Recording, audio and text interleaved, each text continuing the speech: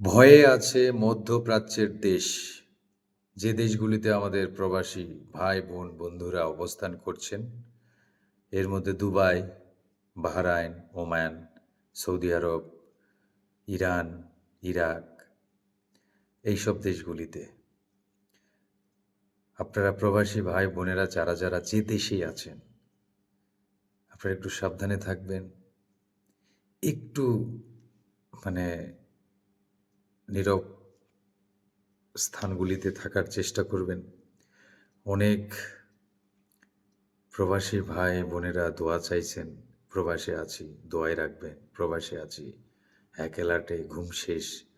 ভাবা যায় কি শুরু হয়েছে মুসলিম বিশ্বে। অবশ্যই আমাদের দেশবাসী যারা মুসলমান ভাই বোন আছেন, যারা আমাদের দেশের মানুষ আছেন, সবাই আমাদের প্রবাসী ভাই বোন বন্ধুদের জন্য দোয়া করবেন। আল্লাহ তাআলা তাদের যেন সুস্থ সুন্দরভাবে প্রবাসে থাকার তৌফিক দান করে। আমিন। ফি আমানিল্লাহ।